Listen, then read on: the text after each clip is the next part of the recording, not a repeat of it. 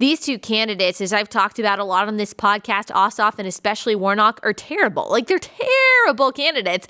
Warnock is, I mean, you cannot anymore, and maybe this is just a good thing, everyone in Georgia who said that they were voting for Trump or voting for Biden based on decency and based on morality, and then went out and voted for Warnock, you lost it. You lost it. You lost any kind of upper hand you had, because Warnock is 10 times worse, the allegations against him, as the ones against Donald Trump. And I'm not saying we should dismiss allegations against Donald Trump and not care about them, but we're talking about a guy who is currently, not 25 years ago, currently being accused of abusing his wife. Currently, his wife is accusing him of being a sociopathic abuser.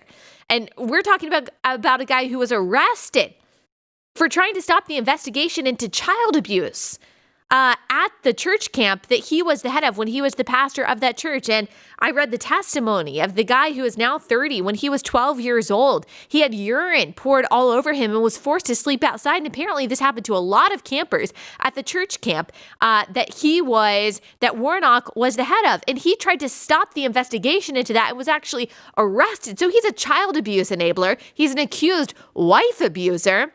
I mean, and not to mention all of his radical policy ideas.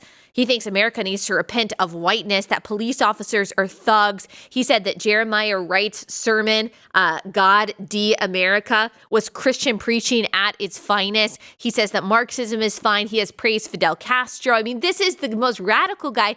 He is radically pro-abortion.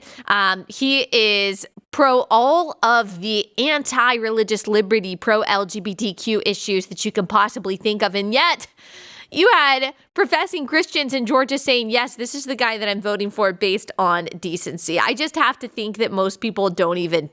They don't even know what issues he actually stands for. And so any moral high ground that you thought that you had voting for Biden, which I don't believe that you had in the first place, because also allegations against Biden were just as bad too, you definitely lost by voting for Warnock. And so you don't have any moral right to turn around and to say to a Trump voter, how could you vote for this person who is accused of all of these things? You voted for Warnock.